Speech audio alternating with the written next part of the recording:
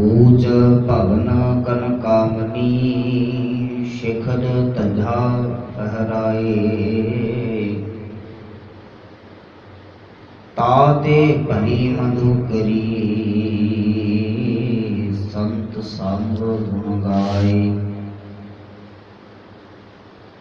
कबीर पाटन ते ऊजर भला राम भगत जेठाय।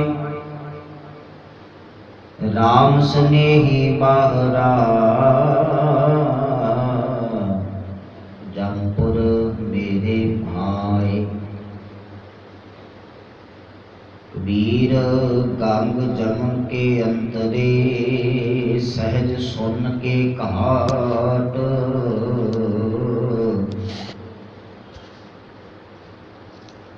कहा कबीर मट किया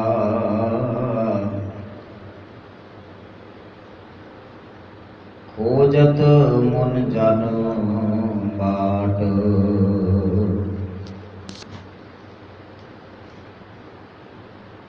कबीर जैसी उपजी पेड़ ते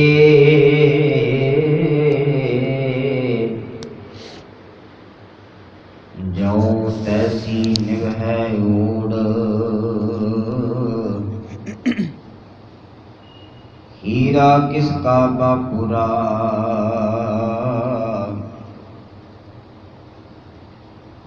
पूजै ना रतन करोड़। जुगो जुग अटल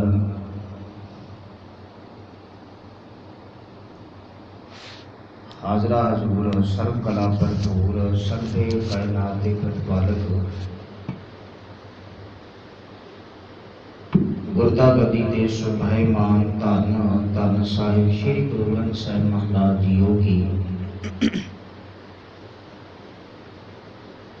पावन पवित्र हजूरी अंदर बैठ कर के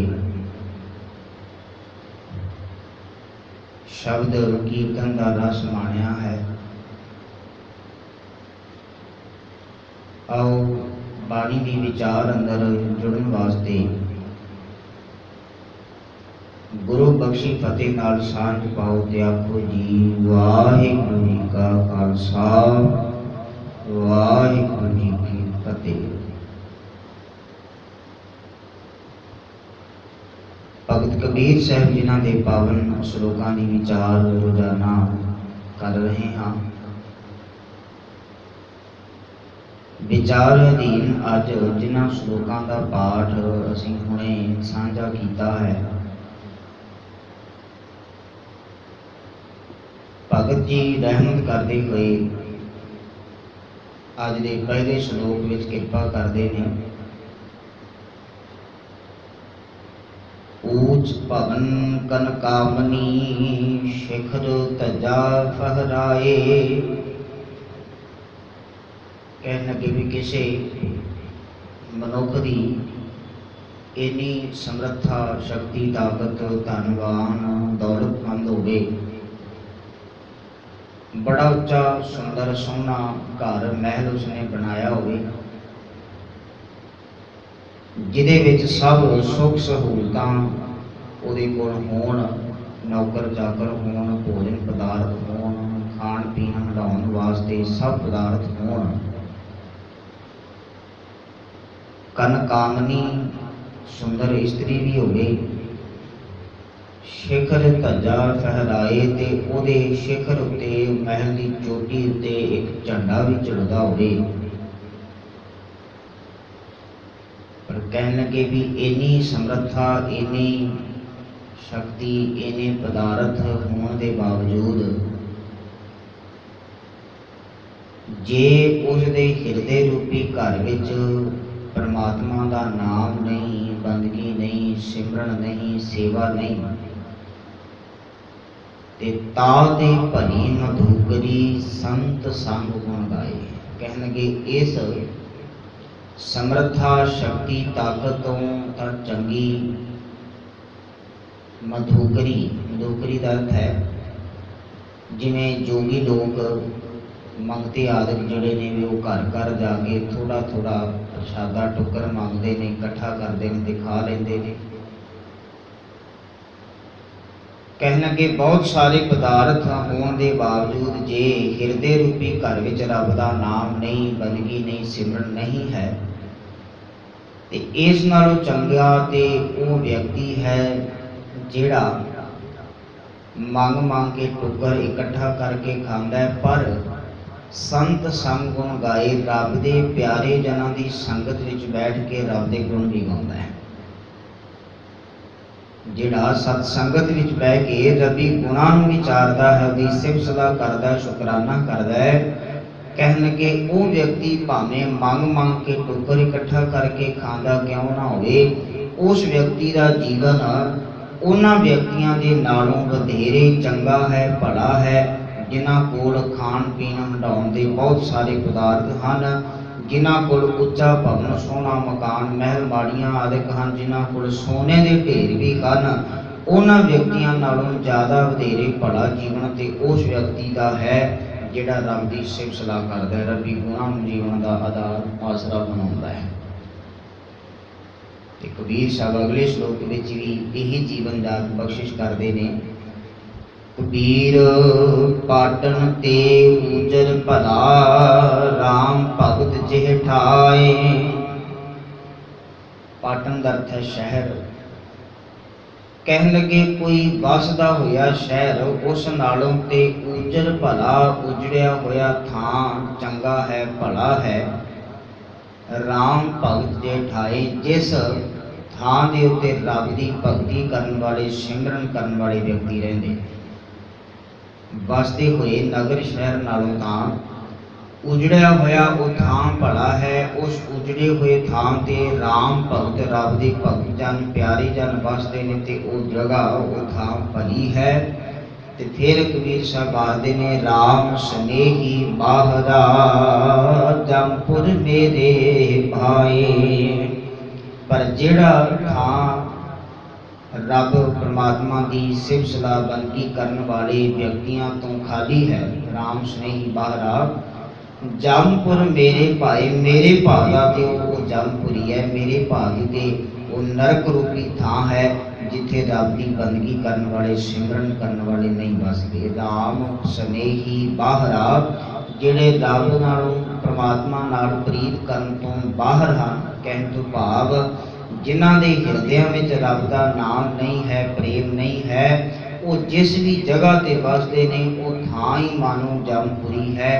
जमपुर मेरे भाई, मेरे भाजी का वो जमपुरी नरक विच रहिंदे ने।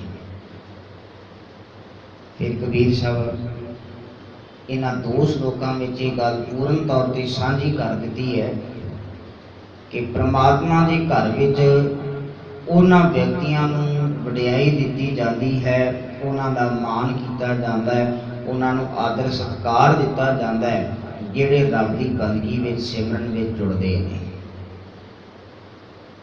ते जो व्यक्ति सिर्फ संसार उत्ते रह करके पदार्थ ही इकट्ठे करते हैं, धन दौलत इकट्ठी करते, जीवन का कीमती समा सिर्फ इस माया एकत्र करने विच लंघा देंदे ने, वो मालिक के घर विच दर विच कदी प्रवाह नहीं पैंदे। ते जिन्हां ने मनुखा जीवन का एक कीमती समा कदर इहदी जान करके ते सिमरन विच बंदगी विच अपने आप नूं टिका करके बतीत किया है, वो जिहड़े ने सचमुच परमात्मा के घर विच, रब्बी घर विच प्रवान हुंदे ने। तीजा श्लोक है, कबीर गंग जमन के अंतरे, सहज सुन के घाट। कबीर साहब आखन लगे जिवें गंगा ते जमुना ये नदियां इकट्ठियां होंदियां ने, जिथे ये नदियां इकट्ठियां होंदियां ने, थोड़ा अगे जा करके इन्हां विचों जिहड़ियां पहलां उठदियां उच्चियां लहरां जां पानी की हिल जो लै अगे जा करके शांत हो जाता है, उत्थे सहज बन जाता है, उत्थे शांति हो जाती है, शीतलता बन जाती है। कबीर साहब कहन लगे हुण मालिक की मेहर कृपा सदका इस तरह की अवस्था बन गई है जिमें गंग जमुन का अंतरा भाव उन्हां दा जोड़ मिलाप होवे ते सहज सुन के घाट। इहो जी अवस्था बन गई है जिथे सुन ही सुन, कहण तो भाव जिथे माइक विचार कोई नहीं आउंदी, माया दा फुरना कोई नहीं फुरदा, किसी दा माड़ा किसी दा नुकसान करन दी अंदर विचार आउंदी नहीं। इहो जी सुन अवस्था बन गई है, इहो जिहा सुन का घाट पतन बनया। तो ताहां कबीर मट किया खोजत मुंजन बाट। कहन लगे जिसनों मुनि जन ते होर ऋषि लोग अनेकां खोजते हैं, वो स्थान वो अवस्था भगत कबीर नूं मिल गई है। भगत कबीर का हिरदा मालिक प्रभु की बंदगी विच प्रवृत्त होकर के टिका विच शांति विच आ गया। जिस अवस्था नूं खोजत मुंजन बाट, अनेका मुनि जन जिहड़े ने वो लभदे फिरदे ने, जिहड़े अनेका मुनि जन उस रस्ते नूं लभदे फिरदे ने। कबीर साहब कहन लगे मेरा अपना हिरदा उस रब की सिफ सलाह के सदका अवस्था इस तरह की बन गई है जिथे माया की विचार कोई नहीं, जिथे विकारां का प्रभाव कोई नहीं, जिथे सगों सहज है, आनंद है, शांति है, टिका है, ते मन की चंचलता भी जिथों खत्म हो गई है।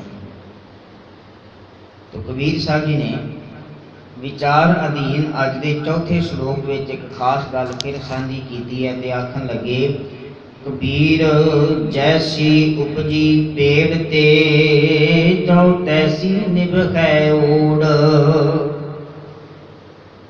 जिमें किसी दरख्त तो सब तो पहली कोमल कली फुटती है, कहन लगे वेखण नूं भी सोहनी लगती है, तो उसकी कोमलता वो भी दिल नूं हिरदे नूं टुंबण वाली होंदी है। पर ज्यों ही वो कोमल कली समा बतीत करती है तो हौली हौली उसने टहनी बनना ते उहदे विच सख्तपन जिहड़ा है वो आ जाता है। तो कबीर साहब कह रहे हैं जैसी उपजी पेड़ ते जिहो जी कोमल कली कोमल जिहड़ा टहनी है उस पेड़ ते दरख्त तो उगती है, कहने लगे भी सोहनी लगती है, उहदी कोमलता हिरदे नूं टुंबण वाली है। जो तैसी निभ है ओड़, मनुख भी जेकर जीवन जिंदगी जन्म लैंदियां सार इहो जी कोमल कली बनिया रवे। कहण तो भाव प्रभु मालिक दे सिमरन विच लग्या रवे। जिहो जी बिरती जिहो जी सुरत उहदी मां दे पेट विच भी लगी हुई है, जिन्हों बाणी विच हवाला दिता जाता है कि मालिक एडा दयालु है कि मात गर्भ में अपन सिमरन दे, मां दे गर्भ विच भी अपना सिमरन दे करके तहन तुम राखण हारे के मालिक तू ते उत्थे भी राखी करदा है। ते जे ओ कोमल कली ओ हिरदे दी कोमलता मनुख दे समुचे जीवन विच बनी रवे ते कबीर साहब आखदे ने हीरा किसका बापुरा पुजै न रतन करोड़। ये अवस्था जे किसी मनुख दी बनी रवे ते एक हीरा ते की पुजै न रतन करोड़, कीमती करोड़ां रतन हीरे जिहड़े ने ये भी उसकी बराबरी नहीं कर सकते, उसके जीवन की कीमत का अंदाजा तक नहीं लगा सकते जिहड़े रब के सिमरन विच पूर्ण तौर पर अपने आप को प्रपक रखते हैं। चेता रखना मनुख संसार ते जन्म जदों लैंदा है ते जन्म लैंदियां सार ये रोंदा है। भाई गुरदास जी ने इस संबंध विच एक वार विच इहदा दृष्टांत पेश किया है। कहन लगे कुछ लोग जिहड़े ने वो ये आखते ने भी जन्म समय की पीड़ा है, दर्द है ते जिहदे कारण करके बच्चा रोंदा है। पर भाई गुरदास जी ने लिखा है, कहने लगे असल अंदर ये उसका रोना जे किसी अध्यात्मकवाद व्यक्ति ने पूछा जाए तो वह इंज आखदा है भी यदी असल विच जन्म लैंदियां सार लिव छुड़की परमात्मा नालों लिव टुट गई है, ये तो बेचारा तां रोंदा पिया है, परमात्मा नालों इसकी लिव खत्म हो गई है तो तां रोंदा पिया है। भाई गुरदास जी आखदे ने ओ रोवै दुख अपना हस हस गावै सब परवारा, ਉਹ ਤੇ ਵਿਚਾਰਾ ਆਪਣੇ ਦੁੱਖੜੇ ਕਰਕੇ ਰੋਂਦਾ ਹੈ ਵੀ ਜਿਹੜਾ ਮਾਂ ਦੇ ਗਰਭ ਵਿੱਚ ਸਿਮਰਨ ਪੁੱਠਾ ਲੜਕਿਆ ਹੋਇਆ ਸੀ ਤੇ ਸਿਮਰਨ ਰਾਹੀਂ ਉਸ ਦੀ ਰਾਖੀ ਹੁੰਦੀ ਰਹੀ ਹੈ, ਹੁਣ ਸੰਸਾਰ ਤੇ ਆਉਂਦਿਆਂ ਸਾਰ ਉਹਦੀ ਲਿਵ ਛੁੱਟ ਗਈ ਹੈ। ਉਹ ਤੇ ਇਸ ਕਾਰਨ ਕਰਕੇ ਦੁਖੀ ਹੁੰਦਾ ਹੈ ਤੇ ਰੋਂਦਾ ਹੈ, ਪਰ ਹੱਸ ਹੱਸ ਗਾਵੇ ਸਭ ਪਰਿਵਾਰਾ। ਪਰ ਜਿਸ ਪਰਿਵਾਰ ਵਿੱਚ ਘਰ ਵਿੱਚ ਉਸ ਬਾਲਕ ਨੇ ਬੱਚੇ ਨੇ ਜਨਮ ਲਿਆ, ਉਹ ਪਰਿਵਾਰ ਤੇ ਉਹਦੇ ਰੋਣ ਤੇ ਹੀ ਭਾਵ ਬੱਚਾ ਜਨਮਿਆ ਤੇ ਖੁਸ਼ ਹੁੰਦੇ ਨੇ, ਪਰ ਉਹ ਰੋਵੇ ਦੁੱਖ ਆਪਣਾ ਤੇ ਆਪਣੇ ਦੁੱਖ ਕਾਰਨ ਰੋਂਦਾ ਪਿਆ ਤੇ ਸਮੁੱਚੀ ਉਮਰ ਉਸਦੀ ਹੋਰ ਪਦਾਰਥਾਂ ਭੋਗਾਂ ਰਿਸ਼ਤਿਆਂ ਦੁੱਖਾਂ ਕਲੇਸ਼ਾਂ ਝਗੜਿਆਂ ਵਿੱਚ ਰੋਂਦਿਆਂ ਲੰਘ ਜਾਂਦੀ ਹੈ। ਪਰ ਇਹ ਪਹਿਲਾ ਰੋਣਾ ਜਿਹੜਾ ਰੱਬ ਦੀ ਪ੍ਰੀਤ ਟੁੱਟ ਜਾਣ ਦੇ ਕਾਰਨ ਕਰਕੇ ਬਣਿਆ, ਸਾਰੀ ਉਮਰ ਇਹੋ ਜਿਹਾ ਰੋਣਾ ਬਣਦਾ ਹੀ ਨਹੀਂ ਹੈ। ਹੋਰ ਤੇ ਬਥੇਰੇ ਰੋਣੇ ਰੋਂਦਾ ਹੈ, ਪਰ ਉਹ ਰੋਣਾ ਇਸ ਦਾ ਬਣਦਾ ਨਹੀਂ। ਕਹਿਣ ਤੋਂ ਭਾਵ ਉਹ ਪ੍ਰੀਤ ਉਹ ਖਿੱਚ ਉਹ ਤਾਂਗ ਇਸ ਦੀ ਸਮੁੱਚੀ ਉਮਰ ਬਣਨੀ ਬੜੀ ਮੁਸ਼ਕਿਲ ਹੋ ਜਾਂਦੀ ਹੈ, ਵਿਰਲਿਆਂ ਦੀ ਬਣਦੀ ਹੈ। ਮਾਲਕ ਮਿਹਰ ਕਰੇ ਕਿਰਪਾ ਕਰੇ ਸਾਨੂੰ ਇਹ ਜੀਵਨ ਜਾਤ ਜੋ ਮਾਲਕ ਨੇ ਬਖਸ਼ਿਸ਼ ਕੀਤੀ ਹੈ, ਸਾਡਾ ਵੀ ਹਿਰਦਾ ਜਿਹੜਾ ਹੈ ਉਸ ਅੰਦਰੂਨੀ ਪੀੜਾ ਦਰਦ ਬਿਰਹਾ ਨੂੰ ਚੇਤੇ ਕਰੇ ਤੇ ਮਾਲਕ ਦੀ ਯਾਦ ਵਿੱਚ ਜੇਕਰ ਰੋਈਏ ਬੈਰਾਗ ਉਪਜੇ ਤੇ ਫਿਰ ਚੜ੍ਹਦੀ ਕਲਾ ਜੀਵਨ ਦੀ ਬਣਦੀ ਹੈ। ਕਬੀਰ ਸਾਹਿਬ ਨੇ ਤਾਂ ਕਰਕੇ ਵਿਚਾਰ ਅਧੀਨ ਇਸ ਚੌਥੇ ਸ਼ਲੋਕ ਵਿੱਚ ਜ਼ਿਕਰ ਕੀਤਾ ਹੈ, ਕਬੀਰ ਜੈਸੀ ਉਪਜੀ ਪੇੜ ਤੇ ਜੋ ਤੈਸੀ ਨਿਭ ਹੈ ਓੜ। ਜਿਹੋ ਜੀ ਪ੍ਰੀਤ ਪੱਕੀ ਤੌਰ ਤੇ ਬਣੀ ਰਵੇ ਜੋ ਮਾਂ ਦੇ ਗਰਭ ਵਿੱਚ ਬਣੀ ਰਹੀ ਹੈ, ਜੀਵਨ ਮਨੁੱਖਾ ਜੀਵਨ ਲੈਂਦਿਆਂ ਵੀ ਸੰਸਾਰ ਵੀ ਸਮੁੱਚੇ ਜੀਵਨ ਵਿੱਚ ਵੀ ਉਹ ਪ੍ਰੀਤ ਬਣੀ ਰਵੇ ਤੇ ਫਿਰ ਹੀਰਾ ਕਿਸ ਕਾ ਬਾਪਰਾ ਪੁੱਜੈ ਨ ਰਤਨ ਕਰੋੜ। ਕਹਿਣਗੇ ਇੱਕ ਹੀਰਾ ਕੀ ਕਰੋੜਾਂ ਰਤਨ ਜਿਹੜੇ ਨੇ, ਕਰੋੜਾਂ ਕੀਮਤੀ ਹੀਰੇ ਵੀ ਉਸ ਦੀ ਬਰਾਬਰੀ ਨਹੀਂ ਕਰ ਸਕਦੇ। ਤੋਂ ਮਾਲਕ ਮਿਹਰ ਕਰੇ। ਵਿਚਾਰ ਜੋ ਭਗਤ ਕਬੀਰ ਸਾਹਿਬ ਜੀ ਨੇ ਅੱਜ ਇਹਨਾਂ 4 ਸ਼ਲੋਕਾਂ ਵਿੱਚ ਬਖਸ਼ਿਸ਼ ਕੀਤੀ ਹੈ। ਕਬੀਰ ਸਾਹਿਬ ਆਖਦੇ ਨੇ ਕਿਸੇ ਮਨੁੱਖ ਕੋਲ ਬਹੁਤ ਸਾਰਾ ਧਨ ਹੋਵੇ, ਪਰ ਜੇ ਰੱਬ ਦੀ ਪ੍ਰੀਤ ਨਹੀਂ ਹੈ ਤੇ ਸਾਰਾ ਧਨ ਬੇਕਾਰ ਹੈ। ਫਿਰ ਕਬੀਰ ਸਾਹਿਬ ਕਿਰਪਾ ਕਰਦੇ ਨੇ, ਜਿਸ ਘਰ ਵਿੱਚ ਜਿਸ ਜਗ੍ਹਾ ਵਿੱਚ ਰੱਬ ਦਾ ਸਿਮਰਨ ਨਹੀਂ ਬੰਦਗੀ ਨਹੀਂ, ਉਹ ਥਾਂ ਤੇ ਮਾਨੋ ਉਜਾੜ ਦੇ ਬਰਾਬਰ ਹੀ ਹੈ। ਤੇ ਜਿੱਥੇ ਮਾਲਕ ਪ੍ਰਭੂ ਦਾ ਜਪ ਕਰਕੇ ਸਿਮਰਨ ਕਰਕੇ ਅੰਦਰ ਦੀ ਅਵਸਥਾ ਸ਼ਾਂਤਮਈ ਸੀਤਲਤਾ ਬਣ ਜਾਂਦੀ ਹੈ, ਕਬੀਰ ਸਾਹਿਬ ਆਖਦੇ ਨੇ ਉਹ ਅਵਸਥਾ ਮੇਰੀ ਬਣ ਗਈ ਹੈ ਤੇ ਮਾਲਕ ਮਿਹਰ ਕਰੇ ਸਭਨਾਂ ਦੀ ਉਹ ਅਵਸਥਾ ਬਣ ਜਾਵੇ। ਸਾਰਿਆਂ ਦਾ ਜੀਵਨ ਜਿਹੜਾ ਹੈ ਉਹ ਰੱਬੀ ਨਾਮ ਨੂੰ ਹਿਰਦੇ ਵਿੱਚ ਟਿਕਾ ਕਰਕੇ ਸੋਹਣਾ ਬਣ ਜਾਵੇ। ਤਾਂ ਗੁਰੂ ਰਹਿਮਤ ਕਰੇ ਕਿਰਪਾ ਕਰੇ, ਗੁਰੂ ਸ਼ਬਦ ਅਨੁਸਾਰ ਅਸੀਂ ਵੀ ਆਪਣਾ ਜੀਵਨ ਬਣਾਈਏ। तो जिन्होंने गुरु के बचन अनुसार अपना जीवन बनाया, मालिक ने मेहर करके उन्होंने सबना का ये लोग सुखिया परलोक सुहेला बना दिता हुई बेअंत भुलों की खिमा। आखो जी वाहिगुरू जी का खालसा वाहिगुरू जी की